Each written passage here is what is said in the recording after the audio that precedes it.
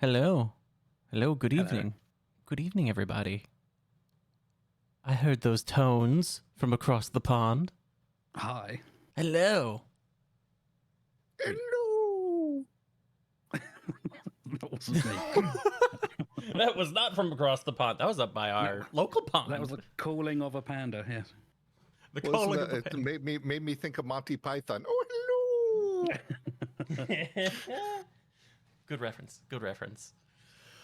But without any further ado, good evening, everybody. Or good day, whatever it is, whatever time your day you're listening to this.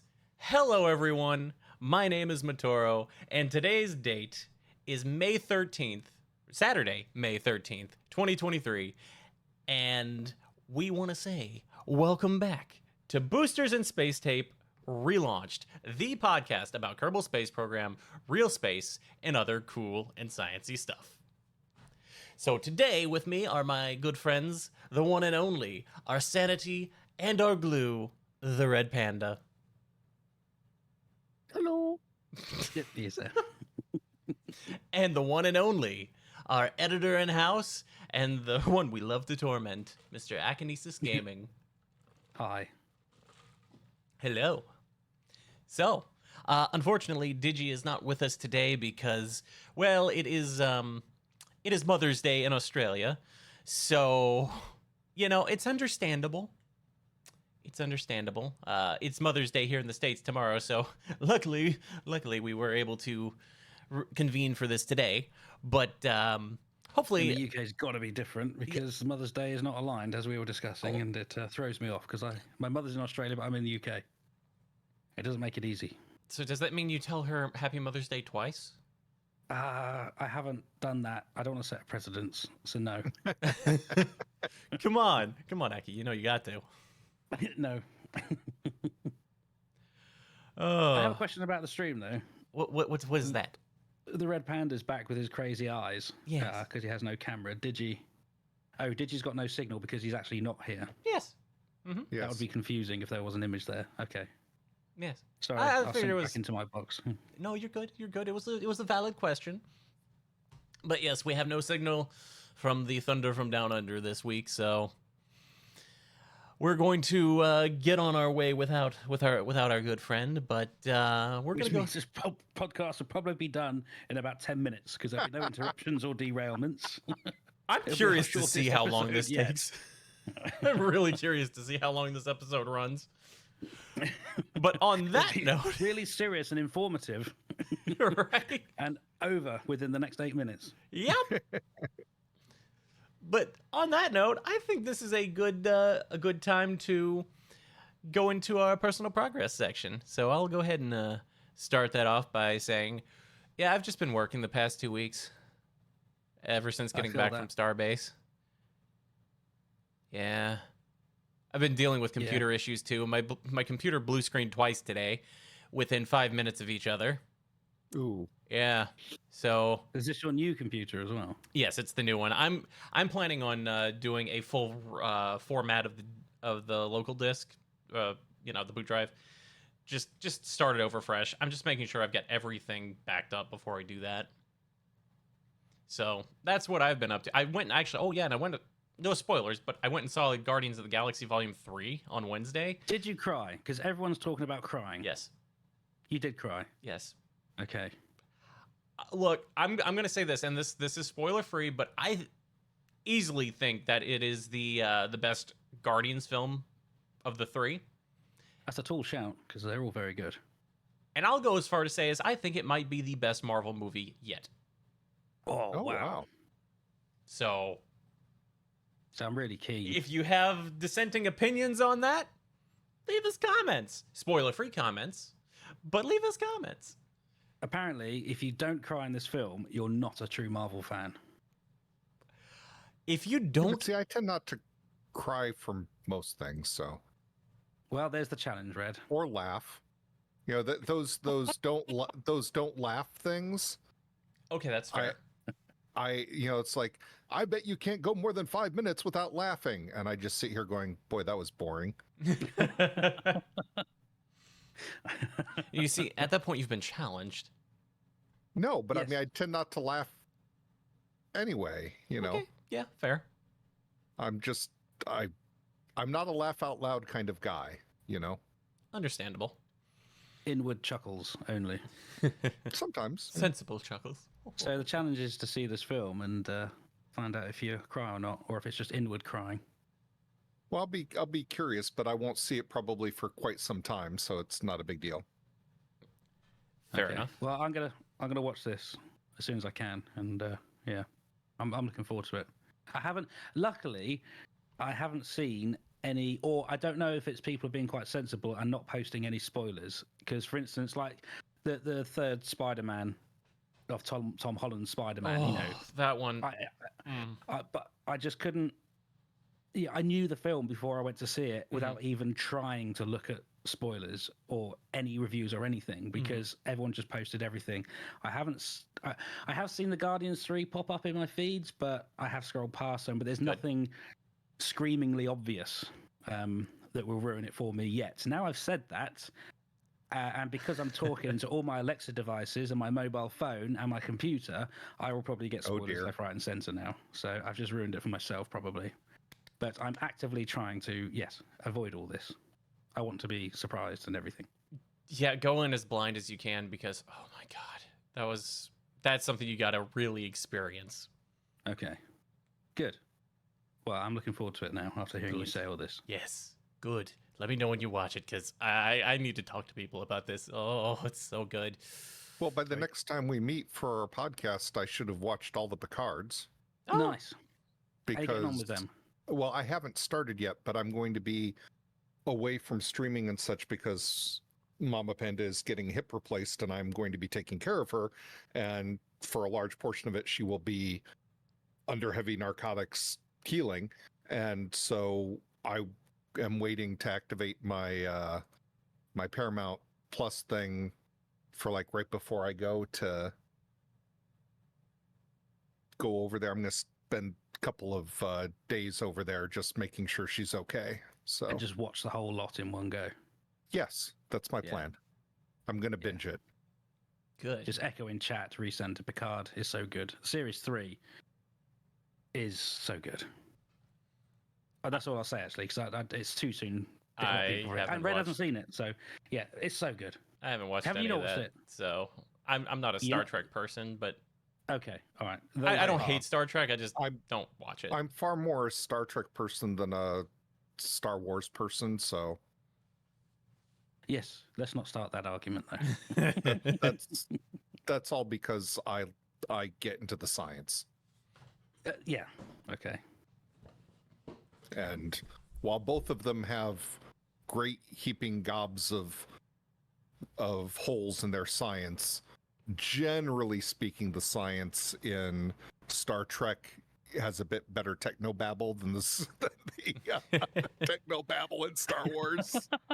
And it is just technical babble, isn't it? Oh yeah, no, but you know, I'm just saying that you know, I just It's more believable technobabble in Star Trek. exactly. I'm not saying that it's right. I'm just saying it's more believable technobabble than It's a it's a good job Digi's not here in this episode, actually, Right? talking about this. Oh, we'd be going on and on and on just from this part alone.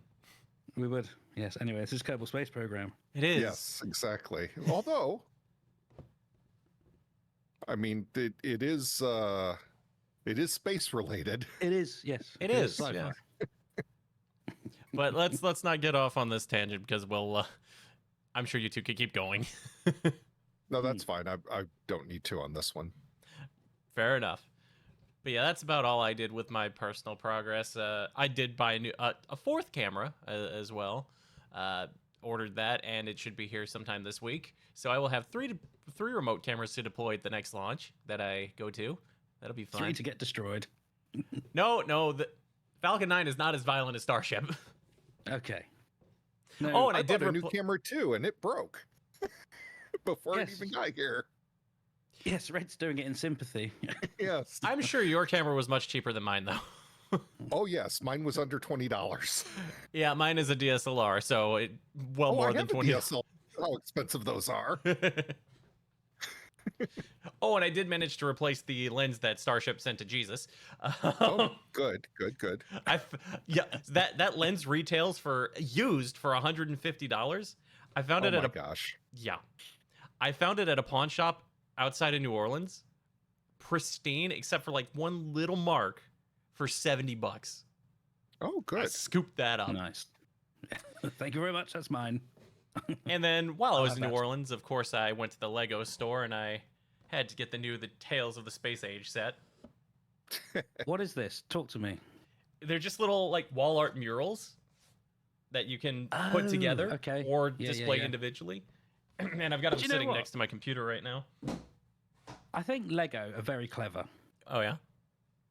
Well, just they are building blocks, aren't they, to play with? But the way that they've kept up with modern times, with latching on to films like Harry Potter and Star Wars, blah blah blah, and then even Super Mario I've seen, and then doing the real life builds like not something you said Skylab, the ISS, Saturn V, the space shuttle, which I really want, and I can see behind you, Mator. And the upcoming Ingenuity and Perseverance set. Are they? Yep. Wonderful. I'll send you a link later. But also with their films and these they're arts really, aren't they? I think the marketing in Lego and the ideas are very clever. Anyway, just wanted to say that. Give Legos their due. Lego it's a rabbit hole. But it's great. But I could keep going, but you know what? That's enough of my personal progress. Aki, what have you been up to, my friend? Not a lot, actually. It's been a busy 2 weeks for lots of other things. So no computer. I did get a bit of KSP2 done, which I'll talk about in the KSP2 section. No KSP1 this time. I did have something to add, and I can't remember what it is. So if I think of it, I'll edit it in and Fair enough. not worry about it right now. It probably, yeah. Even in my notes here, personal progress, none. But hearing Just you nothing. talk, something jogged my memory, and I thought, I can talk about that. But now I can't because I can't remember. So I'll just throw it straight over to Red. Well, other than streaming, I've been playing a couple of Oh, your mic have cut out again, the- Red. I'm cutting out. Oh dear. It cut out there once. Well, Your that's because Audacity I will turned have it. away from the microphone. Okay. Oh, it might be a noise That's gate. bad on me. Noise gate, yeah. Yeah, no, I'm sure that's what it is because I tried to put the noise gate on to deal with the air conditioning. Gotcha. Anyway, Phoenix Point. Have you heard of this game? I think so. It's No. very similar to XCOM. Oh, The I name know sounds XCOM. familiar. I think it was made by some of the same people anyway, Mm-hmm. but it's currently free on if you've got the Microsoft Game Pass. So I've been playing that. I've been playing heck, I can't even remember everything I've been playing because I play so many different things. But I was very lightheaded for most of this last week due to some medication issues. So I didn't get a lot done this week. Very, very dizzy, lightheaded. So that wasn't so good. So, so because of that, I haven't done that much. Not a lot space related other than I've been playing forming sort of card game thing from Steam. It's on Steam. You basically build up your little civilization and terraform Mars. I forget some of the other things I've been doing, but I've been doing things. Wait, so which game was that that's- last one?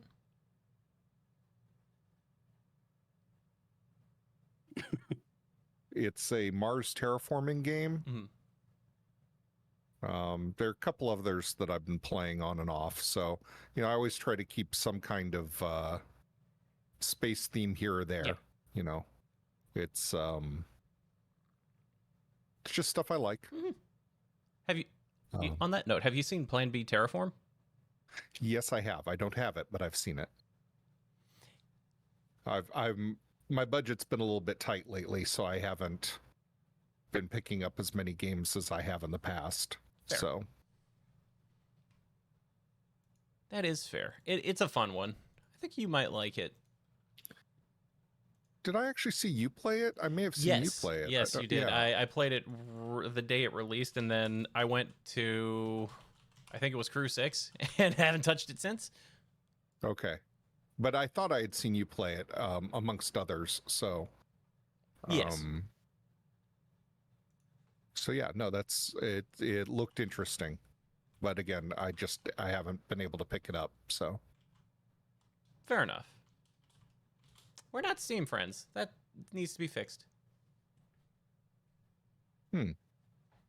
We'll fix that later.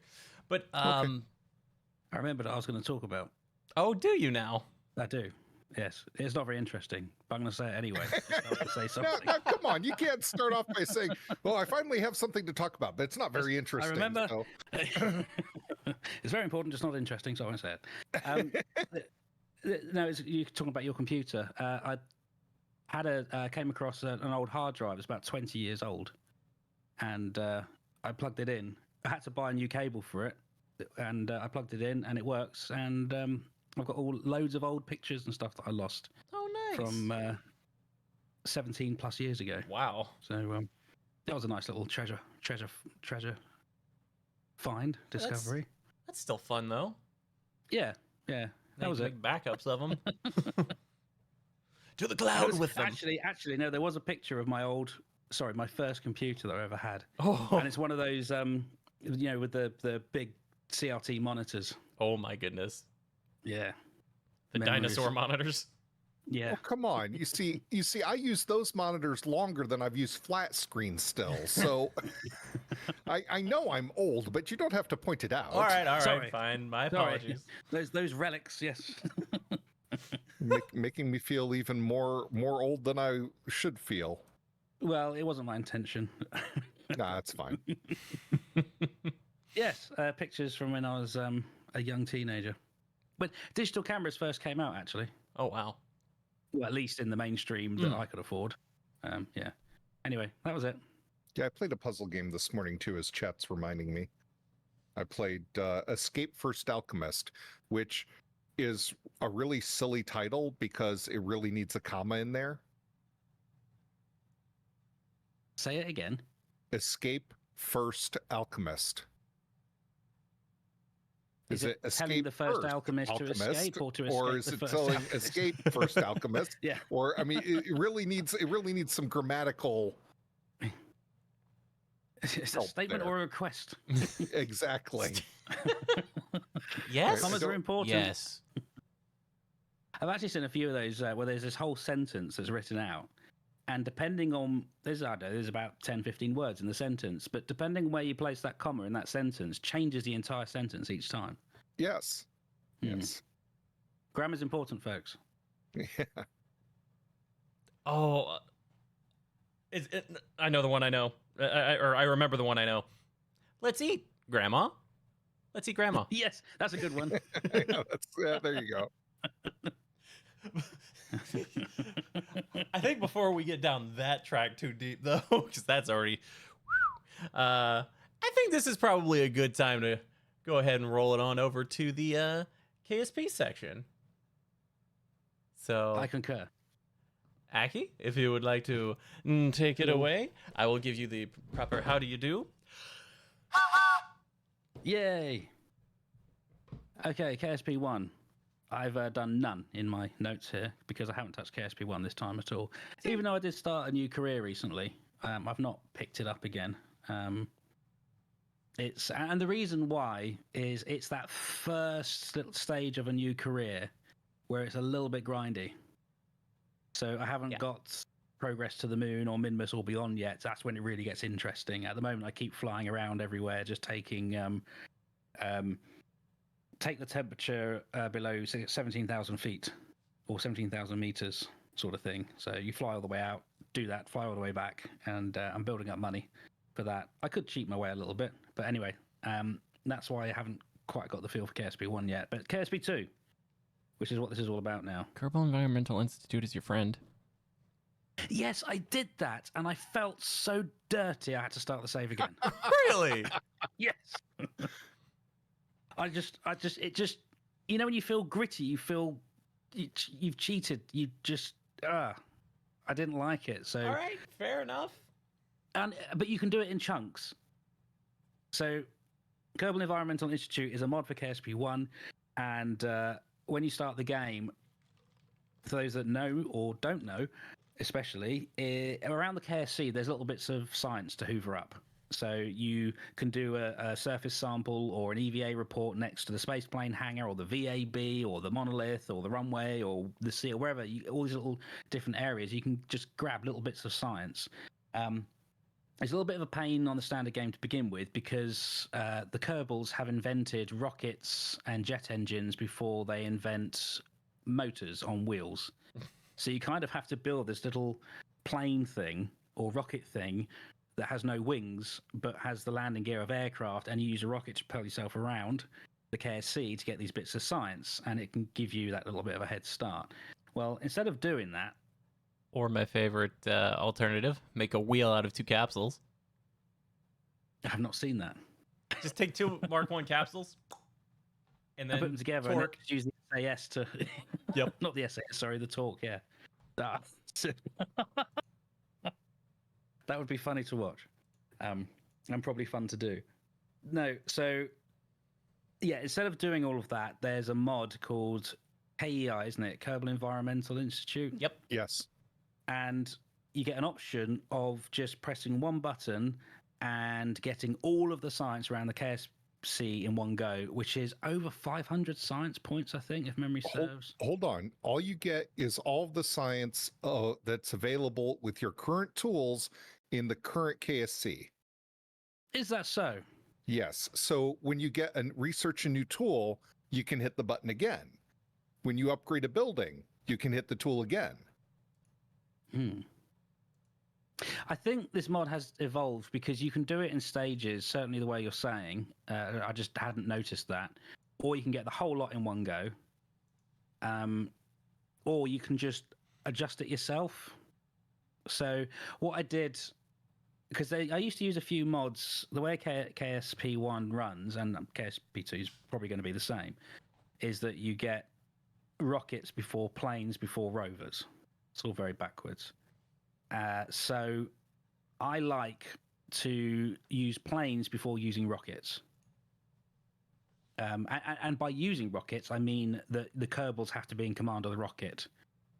The Sputnik probe, which is the first one you get, has no autopilot capability or SAS capability at all. It's just a point and shoot style rocket. So you kind of need to rely on Kerbals. I don't like putting Kerbals in rockets from the get-go. I like the progression.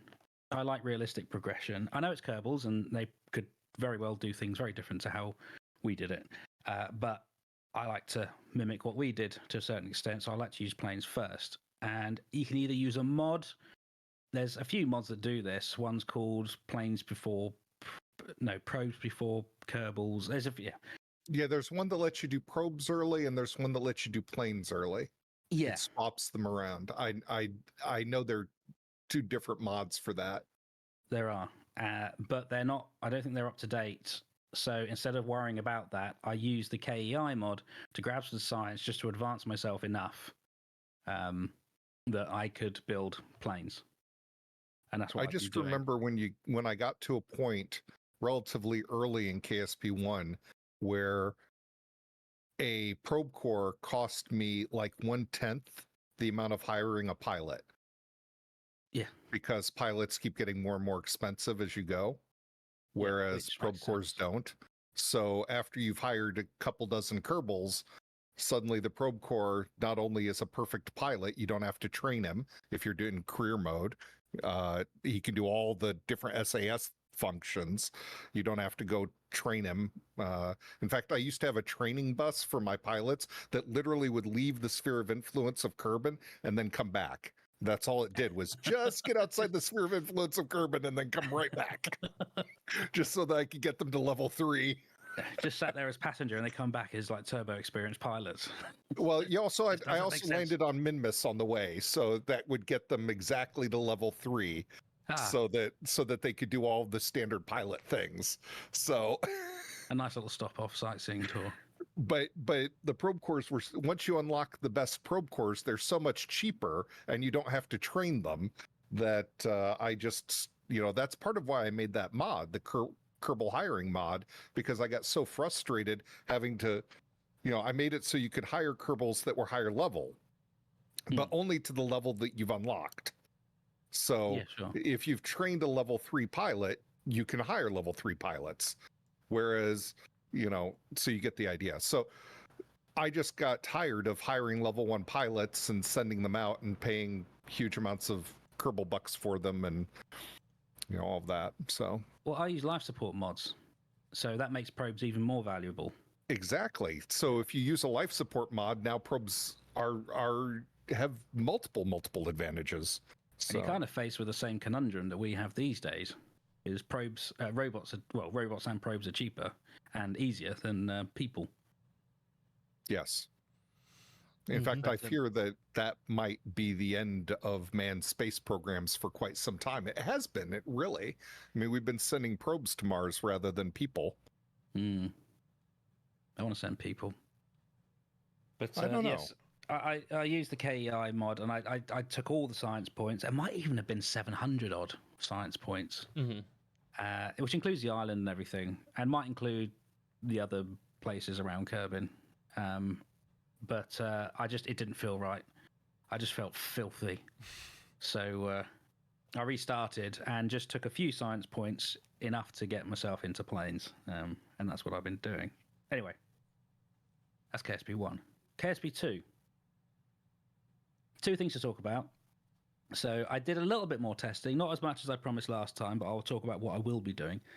But what I did for KSP 2, so in the last episode, I compared 2 computers. I compared a 5th gen, I compared a 3rd gen and a 9th gen i7 with reasonably modern and reasonably old graphics cards and did the frame rate comparison. I said I'd expand on that a little bit more. I haven't done as much as I wanted, but what I did do was test when I crashed on the old rig, there was a huge frame rate loss. I did that on the new rig, and I experienced the same frame rate loss. It pushed through a little bit better than the old rig did. But it was still very much there. So when you crash, it's huge stuttering and frame rate loss, much the same as the booster separation problem. So that's more of a game thing than a hardware thing, I'd say. And I didn't do the 0.1.0 comparison between the 2 machines, but I did do the 0.1.0 comparison between my current machine, which just for reference again is an i7 9700K, so that's a 9th gen i7 with an RTX 2080 Super. Default graphics, which are set to high. And what I did is compare, I'll just call them 1.0 and 1.2.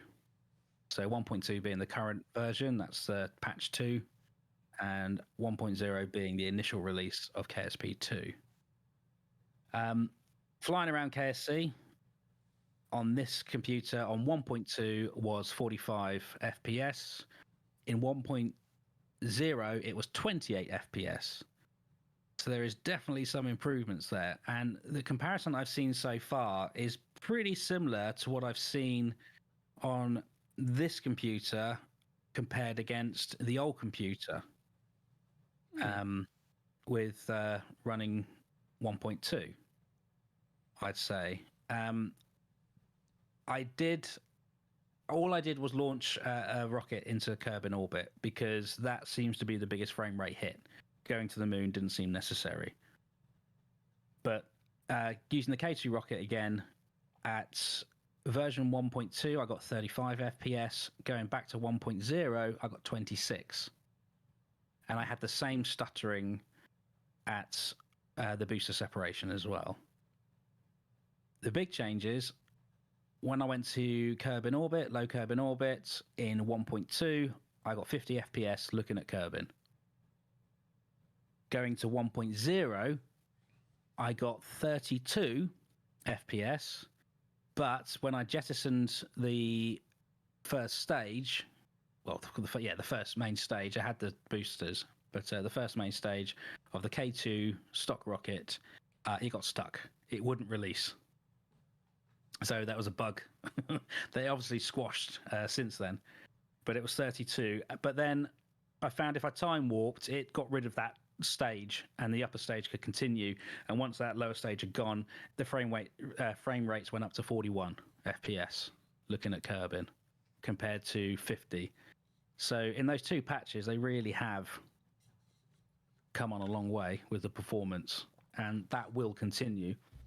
So what I was going to do, I probably will test 1.0 on the old machine, but I don't really necessarily see the point in that. I think the differences on the new machine are enough, and no one's going to download 1.0 now anyway. They're going to go to the latest release every time, even though you can download the older ones. However, at the same time that I found that old hard drive that I was talking about, I've got my daughter's old computer in there that she used for school during lockdown, during the COVID era. That is a second gen i5 that is running a GT 710. So it's about as basic as it can get. And I will maybe... That's almost as old as my game PC. Almost. I think mine's older, actually. You haven't got a second gen, surely?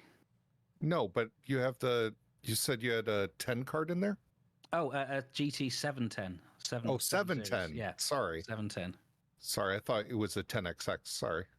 No, the other computer mine's newer than that. is a 1070, GTX 10. Yeah, I've got pre-1070. I've got pre-10.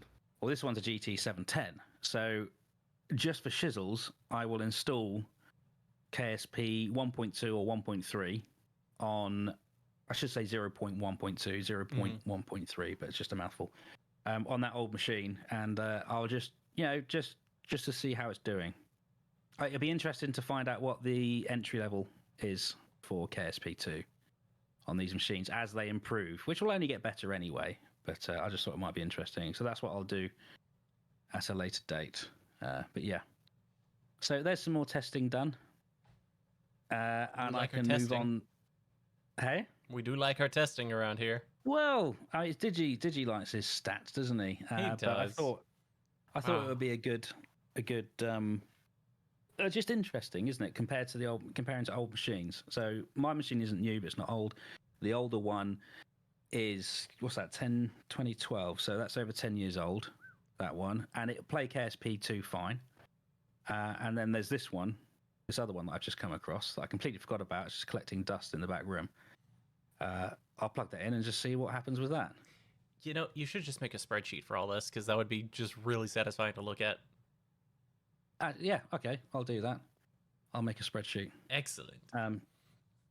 Yeah, I'll test it, and I'll update as necessary. Excellent. As the new patches come out. I probably won't do 1.0 just because it's not so much 0.1.0. Yes, thank you. I won't do 0.1.0 because it isn't accessible to older machines. We already know that. Yep. But it is very buggy. And it will make testing a little bit frustrating. So we'll use 0.1.2 as the benchmark, and because that's what everyone will download now. By the time I get around to it all, 0.1.3 will probably be out, and it'll be even better again. But I'll just progress from there. And talking about 0.1.3, let's do some patch notes on that. So, dev notes, because we don't have patch notes yet. Sorry, it's because I got down here as patch 3. Yes, You're dev good. notes. You're good. Dev notes. Let me get the right document here. Okay. So there's not been much. There's been one dev blog released since we had our last episode. And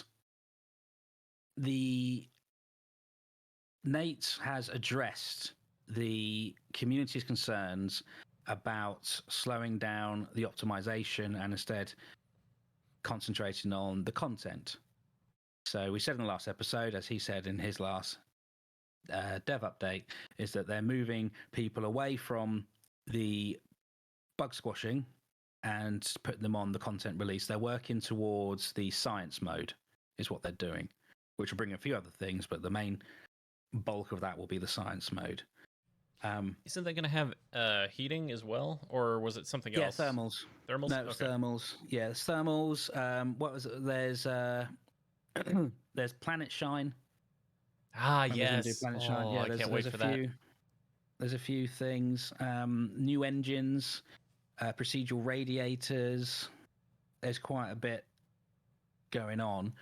But the community has been concerned about the bugs and performance optimizations. So Nate has reassured the community in his last dev post and this dev post that they are aware of all the bugs. He wants to emphasize that to calm down the crowd a bit. They are definitely aware of them and they're definitely working on them. But, as optimization improves, and from my testing, we can see that that is the case, there'll be less need to assign people to the optimization because it'll be more polishing rather than focusing. And he also said this statement, which I thought was quite important. He said, "This project has from the beginning been viewed as a long-tail endeavor requiring a long-term investment." So originally what they were saying was they want to release this as a finished product when they released it. This is clearly not the case. And yeah, they are saying that it's a long-tail endeavor requiring a long-term investment. He said, though, we are not worried about keeping the lights on, and we will be delivering all of the promised roadmap features over the course of early access. Good. And I believe them. Very good. I believe them because they have their team that are making this is a fan base of KSP1. Mm-hmm. Well, the thing I've always been worried about is the multiplayer. So I don't know how they're going to implement it, and I'm very curious. They have said in videos and dev blogs that they have a version of the multiplayer, and they've had it for a while. Yes. And they said they've never had so much fun in the game as they are with this KSP2 multiplayer. So they've got it. How it works... And I think they recently said as well, we mentioned before, that they've resolved the time warp issue in multiplayer as well. They claim so, but we don't really know how they've done it yet, do we? We know nothing, so yeah, all we can do is speculate, which we probably shouldn't really do. But it is going to be extremely interesting to find out how they resolve all this, and it'll probably be the last feature. I wouldn't be surprised if multiplayer came after Interstellar. I would think that would have to be the case. It probably, yes. I don't know. Would be. I mean, we're just speculating, but I worry that if that happens, then we're not going to have quite enough time to really test it. Mm-hmm. It depends how they bring it in. And this is something that they've been working on for a while already. And I think one of the main goals, when they first started making this game, it was to feature multiplayer. So it should be there from the beginning. But how they do it, we'll have to find out. Stay tuned and find out. Stay tuned. In the latest dev blog, Nate continues to recognize the community's frustration and again reassures everyone that they are aware of it all and they are working on it. So they emphasize that yes, we're aware that KSP2 is still very buggy, but we are continuing to work on it, and they don't mind staying back late and putting the hours in to get it working and get it right, and they will see it through to the end. This is what they keep promising over and over and over and over again. I do believe them. I do too. Because they all started out as KSP1 fans, as I mentioned, and this is not a job for them. It is a job for them, but luckily, it's a passion for them that also has given them a job. I think there's a way to look at it. That's well said. Patch 3, so version 0.1.3, next week they will give an indication of its release. Next They're week not doing that at the moment. being date-wise because of our episode will drop at some point in the future. It will, because I cannot get a consistent release. But the week beginning the 15th of May, 2023. Okay. They will at some point that week. Normally Thursday. Is it traditionally? Traditionally at KSP One, it was Thursdays that they brought out these. I thought it was announcements. Tuesday. Is it Tuesdays now? No, I mean I thought it KSP One was Tuesdays, but now that you're mentioning it, I do think it was Thursdays. It was Thursdays. Well, It was. I think There was another game that did Tuesdays. I think that I got it mixed up with. Sorry. Okay. Well, no, they release something every day. But I think Thursday was the update day. But anyway, yeah, The next official week update day. Yes. Next week they will give an indication as to when the next patch is coming out. The only things they've given us in the last update for patch 3, considering they've given us quite a lot already, and there's a lot of big things there. We've covered a lot. I should summarize really, but I wasn't that clever and prepared. But we will have scalable UI, which is something the community has been asking for a long time. You will be able to scale the UI. That UI is... And in preparation for science mode, they are starting to tease some science parts. Oh, are they? I missed this dev update. So, if you've been busy. You have been busy. If you are familiar with KSP 1 and the mod called, it's completely escaped me. I don't know that mod. I don't know it's completely escaped me mod. I use this mod every single time. Is it D-Magic? Yes, thank you very much. Hey. Science orbital parts. Yes. Every sender in chat, I've never heard of this mod. No, sorry. I did write it down in my notes because I know it off by heart because I've always used it. I've been using it for years, and as soon as I come onto this show, I forget the name of it. This is preparation. Yeah, the way it should be. Yeah, I don't do that very well. So, yes, if you're familiar with the D-Magic, then the parts... I'm not going to say that the parts look like that because, they're their own thing. And, there's only so many different ways science parts can look, and they're all taken from real models anyway. So, but the one that they've teased, they've said guess the science parts. I'm going to go magnetometer. There's one that... you remember D-Magic? You guys have used it. You had like a box and then you clicked on it and it all opened out, all unfurled. This is the same. It does all the same stuff. So there are going to be some good science parts in there that are animated, not like your thermometer and barometer and all that sort of stuff. These are actually going to be nicely animated and do stuff. Excellent. So they've started to tease that, which is something that KSP1 did lack. Again, that was fulfilled by mods, which was the D-Magic parts and ScanSat and other things like that gave satellites so much more worth and a lot more immersion, I'd say, as well, because you can actually do things out in space. Your probes have a lot more purpose. It's very nice to see that they're going to be doing that in KSP2. Going to get a lot more science parts and animated ones at that. But that's it for the KSP2 stuff. So a little bit on the patch notes, some news from Nate and his promise to the community, continuing promises to the community, and a bit of more frame rate comparison, of which I will develop a table to have all of them. Excellent. So that rather than me just fragmentedly reading them out every week, there'll be somewhere you can go and just see all these different frame rates. Wonderful. I'm done. Before we move out of here, I just want to say in regard to the science mode coming, I'm really curious to see how they implement it. If it's going to be like KSP1 or if they're going to completely do something different, because I've never been a fan of the science mode or just how science works in Kerbal 1. I found it good for streaming, but if I play on my own, it's career mode. It's just, it's a tedious process. Well, maybe we should mention the differences then. As KSP2, because there's going to be new people coming into KSP2 than KSP1. Although we don't know how it's going to work exactly. In KSP2. I was going to say we're going to have to wait on that until we actually know. But once we see it, then we can talk about the differences. But I don't think we can talk about them today. Right. Okay. Well, should we just say KSP1 then? What the difference is in KSP1? There's KSP1, science mode and career. Oh, okay. Well, I mean, the only difference is money. Yeah. Okay, moving on. Moving on. Good to have that- Oh, and good to have that reputation. Well, I mean, show. isn't that?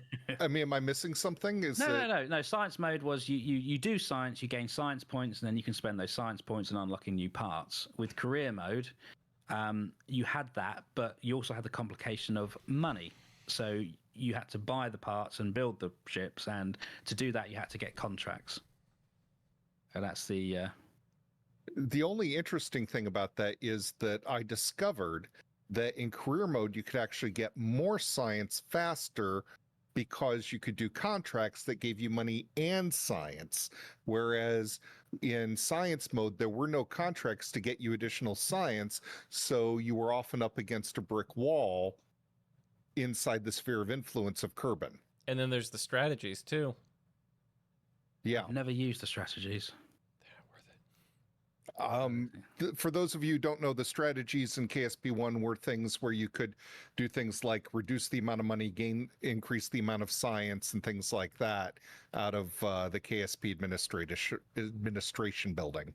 And I would use that to lower the amount of money and raise the amount of science in early game. And then in late game, when I didn't need the science so much, I would basically turn science off and put it all into money. And Jim in chat, I like science mode better than career in some ways. However, I always felt science mode locking gear meant I wanted to unlock stuff and then had little incentive to do more once I got everything. Yeah. So in science mode, you would hit a wall. See, I always had A lot sooner than career mode, at least. Yeah. I always had this separate goal for whatever I was doing. I would say, like, okay, my goal is to get to Duna. Okay, my goal is to build a colony on Minmus. Okay, my goal, I always had something in mind. But that was just me. So I know there are, but of course I burnt out on KSP1. I played it so much. I mean, I had thousands and thousands of hours in it, and I just burnt out eventually. Well, in this career mode that I've built, I've got the Outer Planets mod, and also I've got the name, again, the name escapes me. It's terrible with names today. Well, as usual. But there's the minor planet, I think it's the minor planets mod. So you've got the Sedna and Makey Make and all of that. The planets. I'm gonna need a link to this because I'm not familiar with this mod. Okay, I'll get that now. It gives you all the very, very far out minor planets, dwarf planets. Excellent. I'm gonna have to check that out. But we've been going on a bit here in the KSP Korner for quite a bit, and all this talk of career mode, science mode, all that jazz. I think we should leave it there because we need to talk about some real space stuff here. Yeah, we know where your bias is. What? He's kind of been champing at the bit, I've noticed. I know. I 10, part of me wants to just keep going on to see how long we can go before he loses it. Flips his desk over and walks off. And walks off, huh? Talk about real space. And walks off, huh? All right, wheels off, whatever you want to call it. Motors off. I put that link in chat, by the way. Your chat. Thank you. I'm going to have to check that out. But for now, let's go ahead and move things along to the Real Space News Corner. And I'm going to start this off because I see Aki has a mention here, and I'm sure he could go on about that forever. I'm good at this. I remembered something just a few minutes ago. Well, I say a few minutes. I think it was right when he was going on about the frame rates. I remembered something that happened in the last 2 weeks, and it is probably one of the coolest things I've ever seen. Nothing has happened in the past 2 weeks. Nothing. Even chat's going, nothing interesting has happened in real space. Nothing at all. Nothing except for the JWST, James Webb Space Telescope, has imaged asteroid belts in another star system. Yeah, I saw that. That's awesome.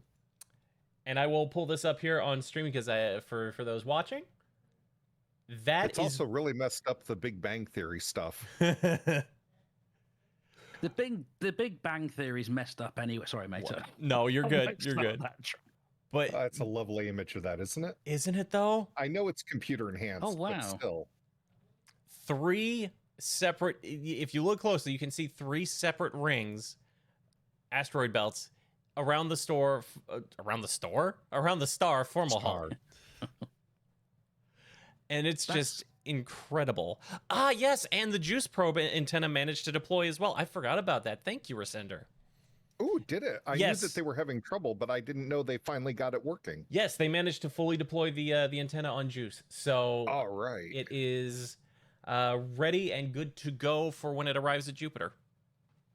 All right, because they were having a lot of trouble with that. Yeah, they employed methods of jiggling the spacecraft, shimmying it left, right, Yep. rolling it and stuff like that. They turned it to the sun, and eventually it all came to a head where they managed to move the locking pin just a few millimeters, and it released the antenna. So Juice is good to go, and I'm looking forward to seeing what that spacecraft does once it arrives at Jupiter.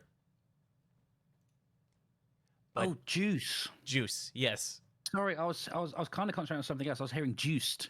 No, We've got two Juice. very Jupiter, similarly named probes now, haven't we? Jupiter Icy Moons Explorer. Yes, I spoke about that in the episode that you weren't here, actually. Oh, Yeah. okay. Yeah. So there. That's. Do you know how long? Correct. Again, memory failing, early in the morning, all that sort of good stuff. And I'm just a rubbish person. But is it 6 years to get to Jupiter? I don't know the transit time offhand. Hang on a minute. I might have actually. I do keep all my old notes, but this might be quicker. Talk amongst yourselves for a sec. All right, I'll keep going because No, I didn't write it down. we'll look that up and Aki can insert it in post. Well, I thought my point was going to make was how cool would it be if we're still doing this podcast when that arrives? There's a goal. That I is a don't goal. Because we're saying in that episode where we're talking about Juice that we either our podcast exists where either probes are arriving at places or they're leaving for places. We're yet to see one through the duration. I just Googled it. Juice will arrive at the Jovian system in July 2031. Okay, a little bit more than 6 years. It would still be cool if we were still broadcasting. Indeed. When that arrives. I was going to say, it'd be cool There's if a I'm challenge. still alive. I don't. Red's there in his 60s going, so tired. I was going to say, if that's happening, and I'm not around, you got to do something in my honor. Oh, we will. Yes. No, you'll still be here. You'll still. It's only what? When did you say 31? 31, July 2031. Yeah, so it's 8 years. Yeah, that's that. Like You'll still- like you'll Resender still just be said here. in chat, a marathon journey time of 8 years. Whew. There you go. But Yeah.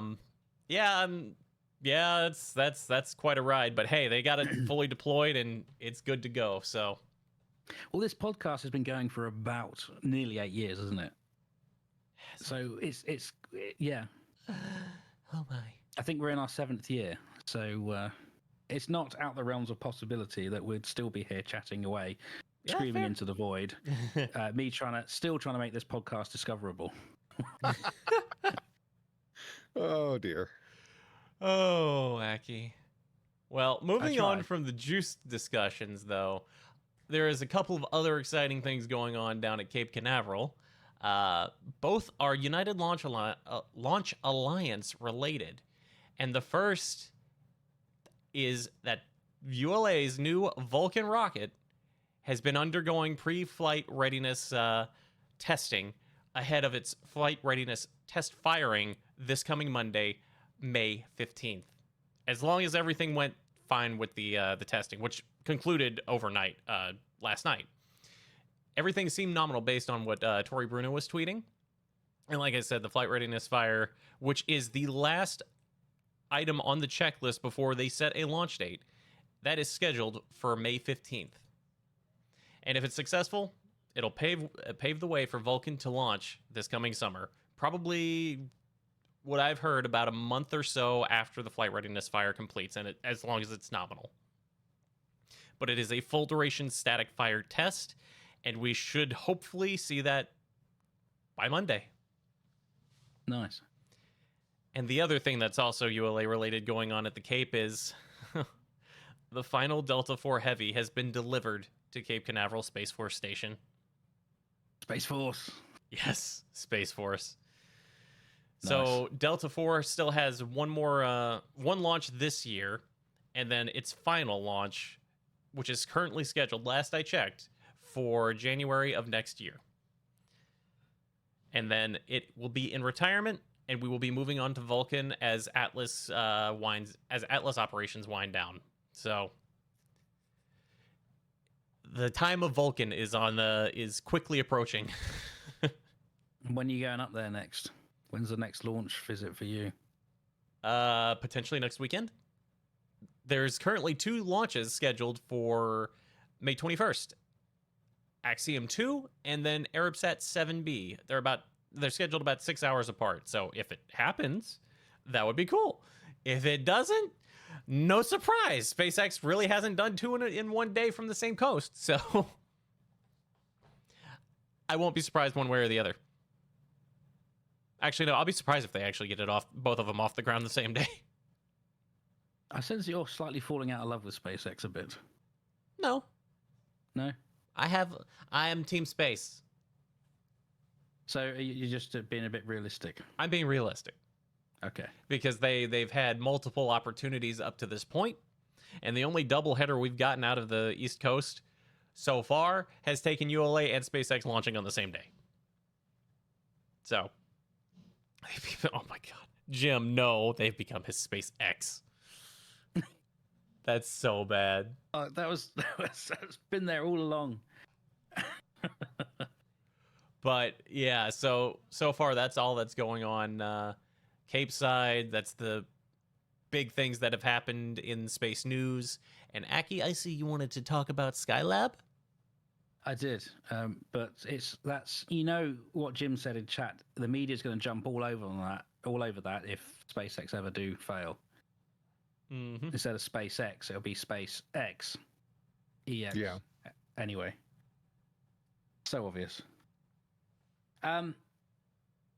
It's Skylab's anniversary coming up. Oh, it is, It right. is. I've seen that on Twitter today. Yes, I believe it might be their 50th as well, actually. Yeah, Skylab's anniversary. It is the 50th. It is the 50th. As of tomorrow. As of tomorrow. So I mentioned in an episode or 2 ago with Digi, because he and I and a couple of others, Coffee and Nubius, we went to Esperance in Western Australia, which was the crash site of Skylab when it re-entered.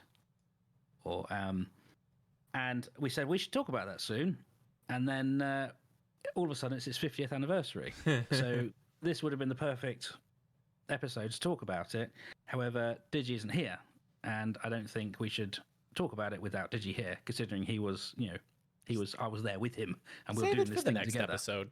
We'll save it for the next episode. So what I will just say is that Skylab, there's a place called Esperance in Australia, and they've got a museum there, and they've got a lot of the wreckage that actually made it back down to Earth from Skylab. I think the majority ended up in the sea, but they've certainly got some things that they've recovered from the land.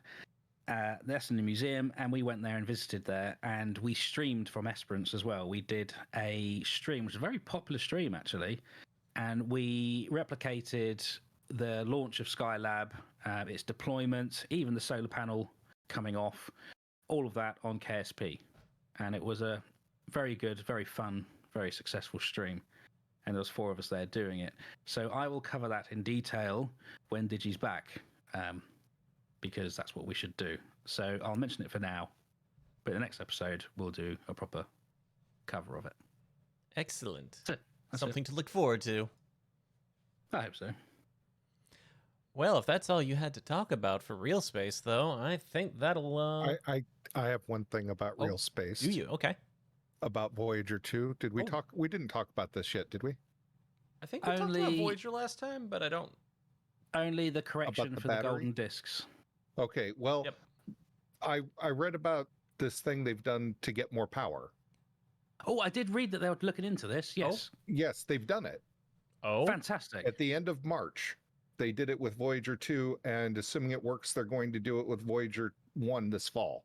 ooh. And what it is they have dipped into the power reserve that was designed to protect the system from voltage spikes. Okay. So they basically are stealing power from the part of the system that was designed to protect it from these voltage spikes due to solar radiation, and are now tapping into that to power the whole system, to increase the ability to run the system. Bravo. Have they given an indication of what extension that might have given them? Hold on here a second. Because they've always said that Voyager will probably start running out of power in 2025, possibly until 2030. Obviously, as we've come to that date, they have more. They have a better idea of its longevity or lack of. Tense waiting. So tense. So tense. But that's amazing that they've been able to do something at least. Yeah, it is. Considering, I mean, I don't see anything there, but I do have an interesting thing about New Horizons. oh, It's designed to last through 2050. Is it? Yes, under current predictions. I didn't realize it was. Oh, cool.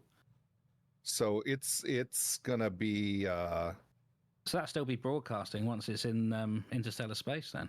well after. Yes, it'll be broadcasting much more intense signal much further out than the Voyagers will manage. It's such a smaller machine as well. It's quite impressive. It'll be a very, very sad day when the Voyagers fizzle out. Well, and they said the last two experiments, there are 5 experiments that are currently running, and the last, or the magnometer and the plasma wave surveyor only take 2 watts to run, and their electronics are inside the body of the probes, so the lack of heaters shouldn't affect them. So basically, they'll be the absolute last to die. And they're saying that if they shut off the others, they'll probably buy a full year of life once they get to that point. Wow. Yeah. And that's it. so they just have to get it down to 12 amps, right? So the big thing is they're looking for, they were expecting that outside the heliosphere, the sun's magnetic field would be rotating in the direction of the interstellar medium stuff, and they haven't seen it yet. Okay. Which means that the magnetic field models they're using may be wrong. Oh, so there's still stuff to find, isn't there? Oh yeah. That's there's still theories to be proven that they should be able to prove. Here it says they found they were able to detect radiation from a gamma ray burst from another galaxy last October using Voyager. Whoa. It was too weak to be picked up inside the heliosphere. Wow. Which demonstrates how the effect the heliosphere does have. Heliosphere does protect us. Thank you, People heliosphere. don't really think of it. Well, it's like the magnetic field of Earth, isn't it? And then you've got, protects us from an awful lot. And then Yes. The heliosphere also protects us. Yes, exactly. Yeah. There's a lot there protecting us when you think about it. Yeah. And without getting too deep into conversations, like the moon, we probably wouldn't exist without the moon even. If we lost the moon today, we'd be in a lot of trouble. I try not to think about that. Tides and weather, no. But I'm not going to get into a deep conversation about it. But it's just, But I mean, these things that we take for granted. And Jupiter has done a lot to protect us. It has. With all of its shepherding of all of the asteroids and such. Yes. Yeah. We're in a very lucky position in the solar system. Well, when you add up just the effects that the solar system has on sustaining life on Earth, including Earth itself, it's quite scary, really, how fragile and delicate the whole system is. Well, and it makes us think about, it makes me think anyway, about the whole Fermi paradox, right? And maybe this is part of, we just happen to get incredibly lucky with the configuration of the system. Yes, I think we've already proven that we do have an odd solar system. Normally, the solar systems, there's a lot more gas giants, they're a lot bigger and a lot closer to the star. Our solar system seems to be quite different and unique in what we've observed so far. So take nothing for granted. Ain't that the truth? Anyway, that's all I had. I just had run across this Voyager stuff about them messing with the reserve power that was protecting it from the energy spikes, and they were going to get more out of it because of that. I didn't see a good... I didn't think of how long that was going to let it go. They shut off the heaters in 2019. I saw that. Okay. But anyway, and you have to remember, they've been flying since 1977. I mean, these are not... Yes, these are very old space vehicles. Yep. It's amazing they're still running. Yep. Okay, that's all I had to add to real space. I just thought that was a fun little tidbit. No, that was fun. Thank you for talking about that.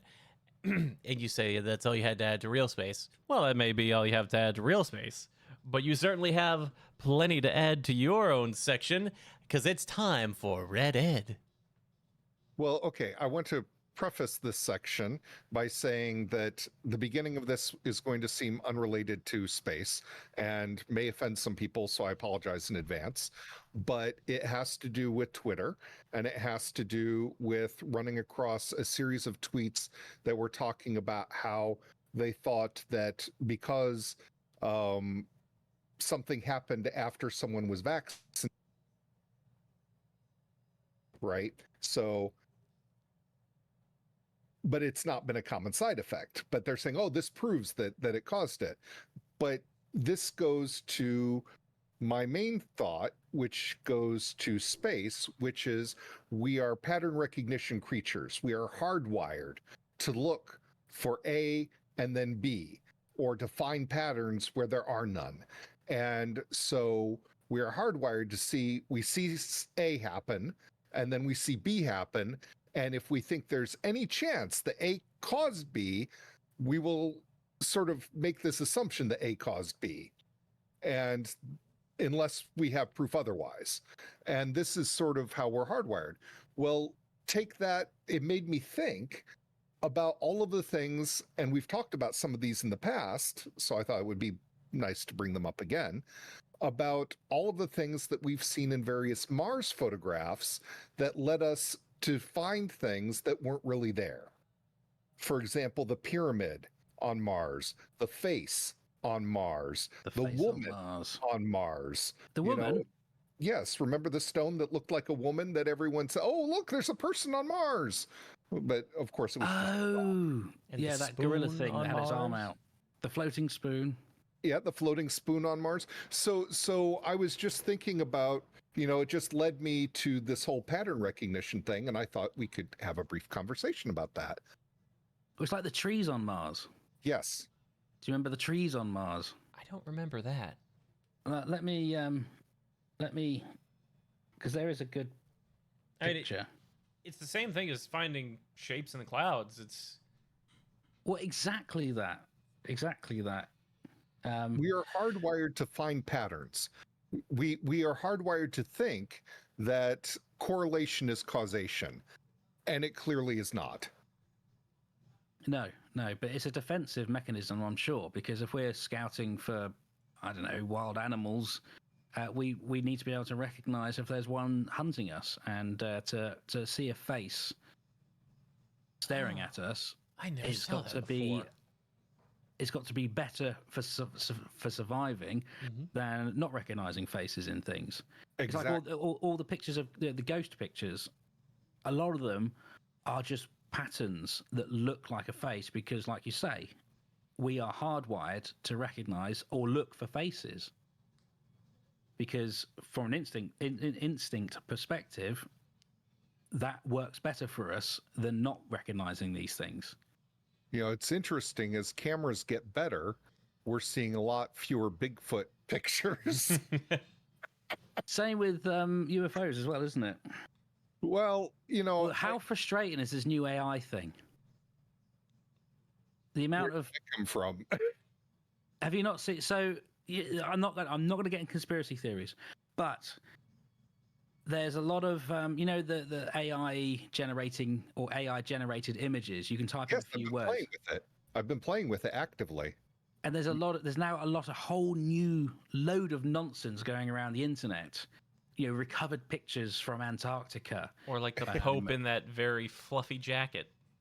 Yeah, all that sort of stuff. It's just now it's swamping the internet with all this additional nonsense. Yes, I'm sure. For example, some of these things, these deep fake things that you can do with good computers as opposed to mine,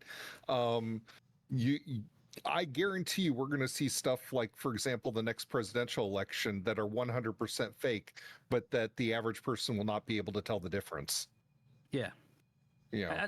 I've seen a few pictures where I've gone, wow, and then looked at it and gone, oh no, that's AI. Yeah, but at the moment, you can still at some point you won't be able to tell. No, that's right. Yeah. It's getting very clever, but annoyingly because it clouds truth even more so than it already is. Because people love spreading nonsense, don't they?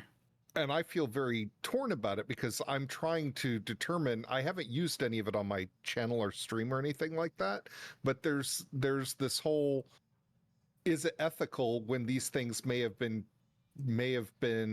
trained on art from artists who didn't agree to it? You know, this is a problem. I wasn't planning on going in this direction, but sure, why not? You know, where is that ethical? Yeah. To use something like that, you know. Yeah. It's I you know, but people are going to use it whether or not it's ethical. They're going to use it. Mm-hmm. Yeah. You know, and I think that's part of the writer's strike. They want to make sure that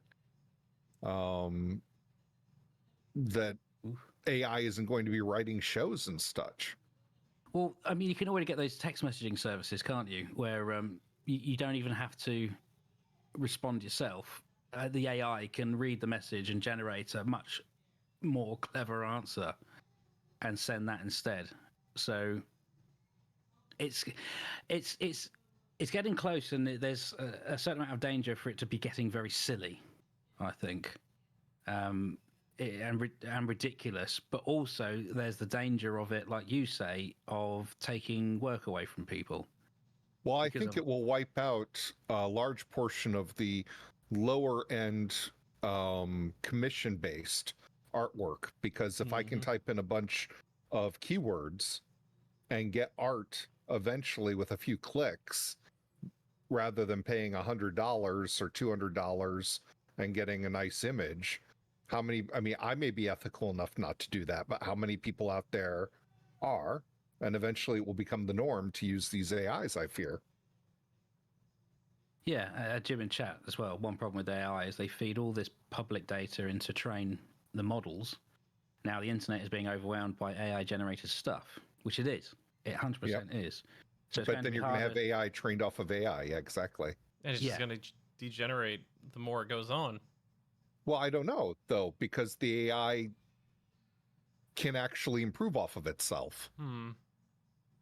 You know, this is part of the problem is,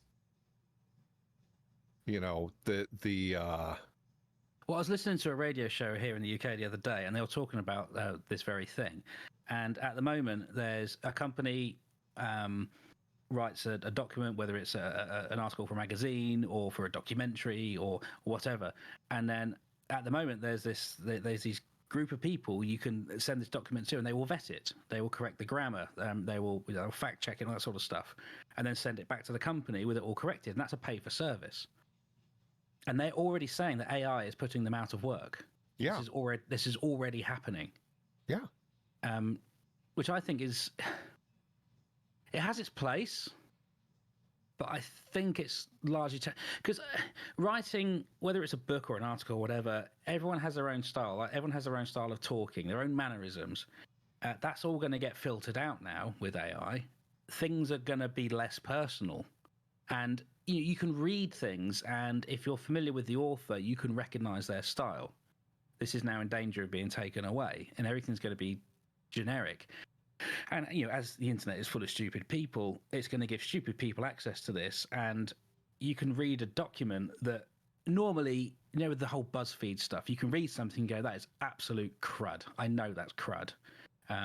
Just on the way it's worded, you just know it's going to be crud.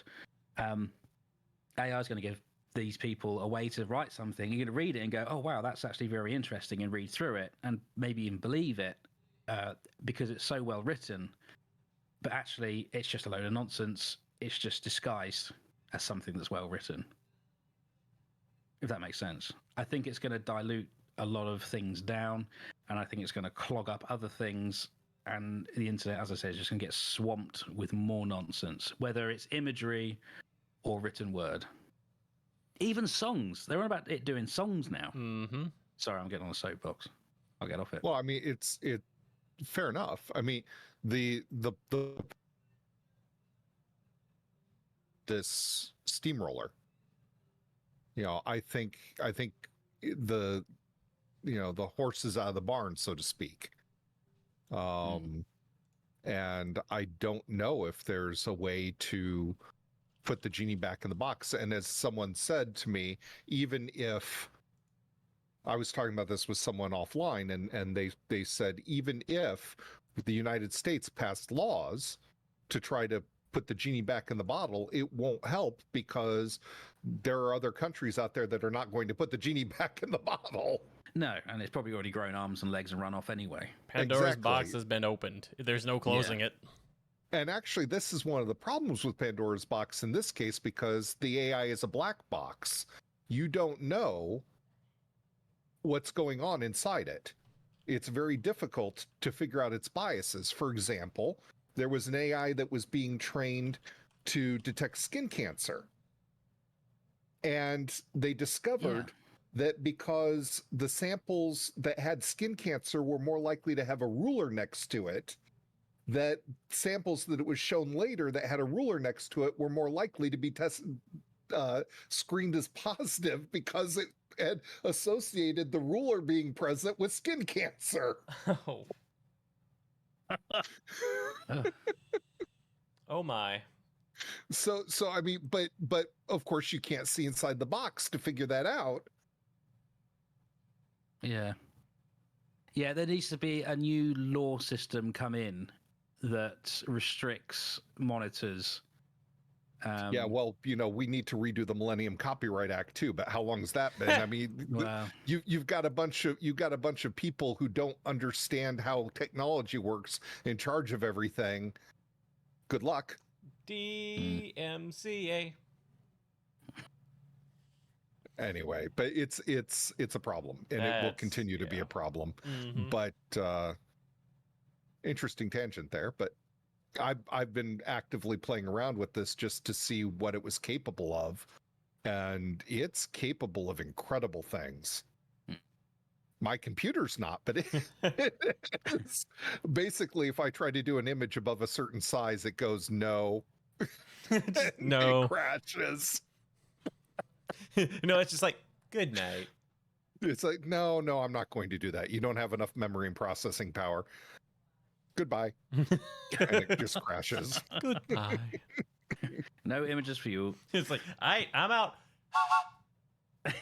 Yep. Anyway, that's all I had.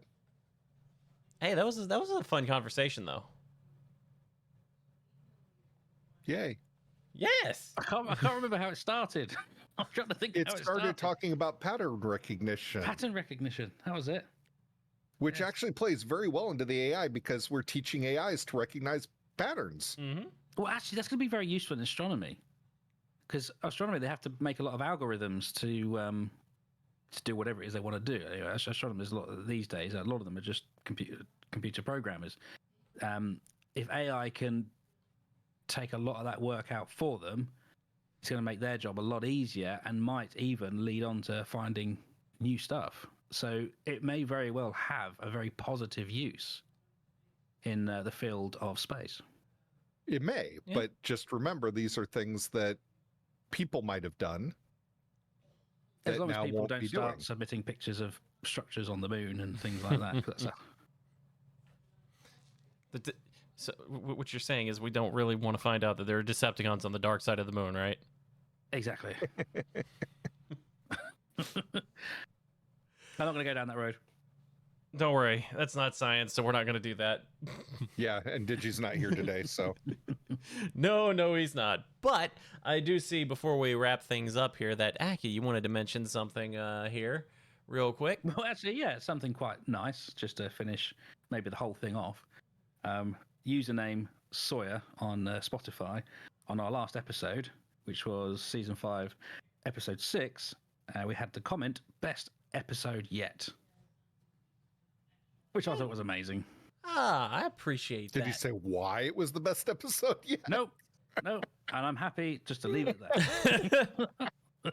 I would like to know what we did that was good, is all I was Well, saying. no, actually, yeah, that's a fair point. Yeah, so it'd be nice to know what we did that was better than any other episode. Yeah, but I'm exactly, still going to that's take all. it and run with it. Best episode yet. Cool. Thank you very much. Good night. Good night, thank you. But yeah, no, I thought it was a nice, just to mention that. It was, because that's a spot. We've had quite a few iTunes reviews and things like that. This is our first one on Spotify. That's lovely. It shows that the visibility, the discoverability is getting out there. And we're showing up don't in know how searches many- now. And we are. And I don't know how many episodes this individual has listened to. Maybe that was their first episode they ever listened to, which would be the best episode yet. And by the same token, also the worst episode yet. But Don't I'm glad overthink it's it, a Aki. positive. No. I'm very good at that. Well, before we I just wrap, wanted to mention. So thank you for that individual for leaving a comment. yes, thank you. Lovely. But before we wrap things up, I do want to say something myself because I have been slacking on getting the video versions of the podcast uploaded to my channel on YouTube.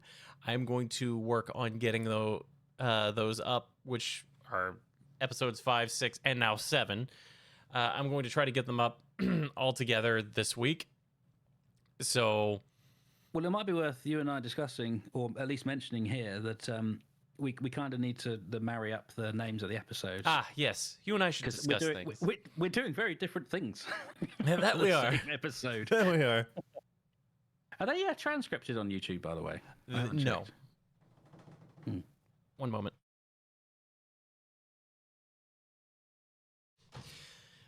But yeah, no, I'm sorry. I'm not going to go through and transcribe them all. That's too much. No, I see that Twitch does it automatically. I wondered if YouTube had a similar feature. Wait, really? Yeah, Huh. if I mute your Twitch stream, it comes up with all the. Well, that's words you're because saying. he's installed that, hasn't Oh, he? yeah, that's a plug-in for the channel. Yeah, I've had to install the Ah. plugin for mine as well. Okay, there we go then. Yeah. I learned something. Yeah, that's not automatic. That's something you have to. Right. Yeah, so I mean, I can look into that, but I don't think YouTube does anything like that. Sorry, I can delete all this in the edit. It's fine. It's fine. I just wanted to bring it up and mention that because I'd been slacking on it and I wanted to apologize. So blame Starship. I was out of town when I should have uploaded 5, and then 6 got away from me, and now we're on episode 7. Yeah.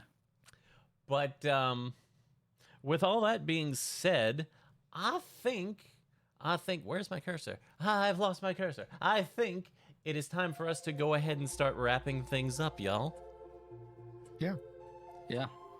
So this has been quite a fun episode, and guess what? Even without Digi here, hour and a half. We seem to be doing that trend. We for are some reason. consistent. We are.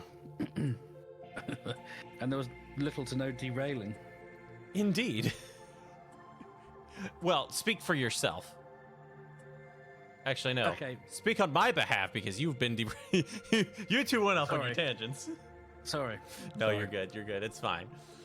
But no, this was a good episode. I had quite a good time. So, well, what do we think? Same time 2 weeks from now? Yeah, about that. You gonna be here, Aki? I think so. Alrighty then. Believe Excellent. so. After announcing that I probably won't be all this time, and then Surprise. No, it won't go away. Hey, I I'm happy. may to or have- may not be here next time. It depends on how people are recovering. Understandable. Well, just let us know and we'll go from there. Yep, will do. Excellent. But with all of that said, everybody, thank you very much once again for tuning into the Boosters and Space Tape relaunched podcast. We'll be back on May 27th. Same time, same place. 5 p.m. Central, whatever that translates to in UTC, because I forgot to write that down. 11 p.m. Thank you. 11 p.m. UTC. We'd like to thank Popsky Don't for... I know it. We'd like to thank Popsky for our commissioned intro and outro music. You can find all of his music on his Bandcamp at popsky.bandcamp.com. That is Popskyy. You can follow us on Twitter, YouTube, Instagram, Facebook, and eventually TikTok at Boosters and Space Tape, whenever Digi gets to it. He's been promising this for months. You can shoot any questions or feedback to boostersandspacetape@gmail.com. To keep up with our live recordings, you can follow here on my Twitch channel, twitch.tv/Matoro, Matoro. And lastly, you can subscribe to the Boosters and Space Tape podcast on various platforms, including iTunes, Libsyn, Spotify, and iHeartRadio, and whatever else we don't have listed there. For everything. We're on everything. Even Audible. Even Audible. But on that note, y'all, I have been Matoro, and with me have been my wonderful friends, Mr. Akinesis Gaming, Hello. and the one and only TheReadPanda. Goodbye. Goodbye. Hello, goodbye. Everybody, thank you very much once again for tuning in, and we will catch you all soon for more Kerbal, real space, and other cool and sciencey stuff. Have a good one. We are out of here. Bye-bye. Cheerio. Ta-ta.